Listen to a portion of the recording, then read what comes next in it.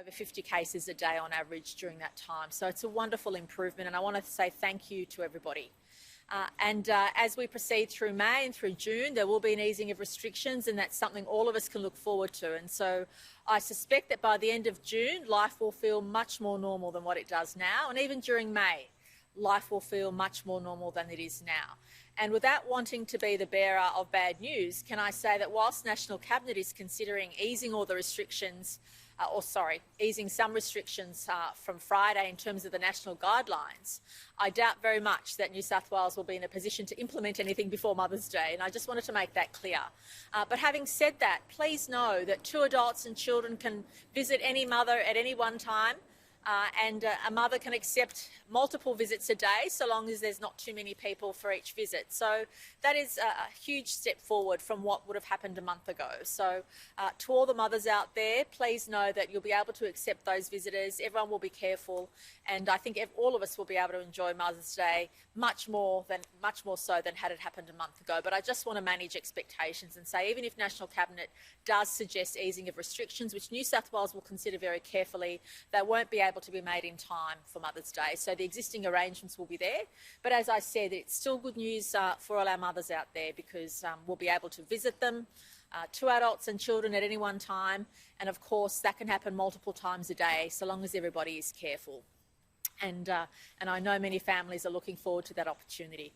But perhaps the greatest gift to all mothers for Mother's Day will be schools going back next week. And I just wanted to say that we're certainly in a position and certainly ready, having sent out all the extra hygiene products and put in place all the extra provisions to make that, that's okay, it's good news when people are working. So, but as I said, we're making sure all the provisions are in place to make that possible.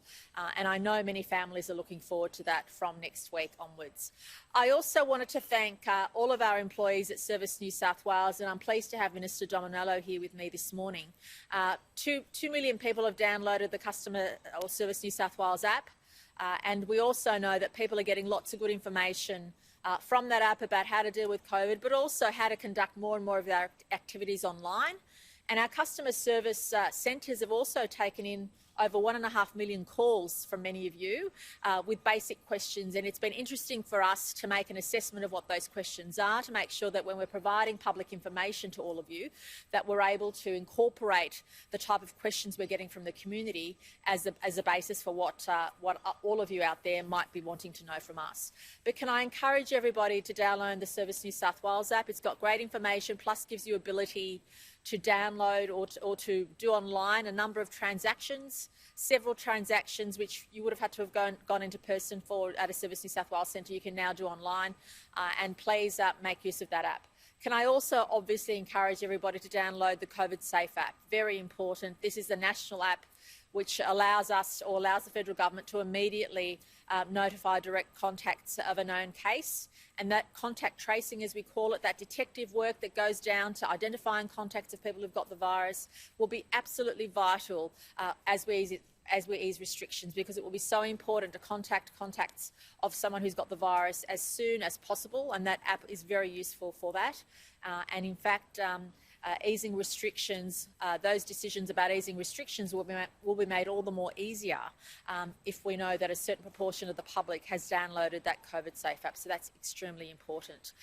But as I said, the record number of tests done is wonderful. And can I again urge everybody to come forward? Let's try and maintain the figure from, between 8,000 and 10,000 every day of the week and on weekends. And I suspect the cold weather and the extra symptoms is motivating people to come forward and get tested, and that's exactly what should be happening. And we ask everybody to continue to maintain that vigilance, because the more people that get tested, the more cases that are out there that we identify, means we can look to easing restrictions a bit earlier than what we'd hoped. So that's all a positive. So I'll ask Dr McAnulty, who's here, to give the daily health report, and then Minister Dominello will outline in greater detail what we've been able to learn through Service New South Wales.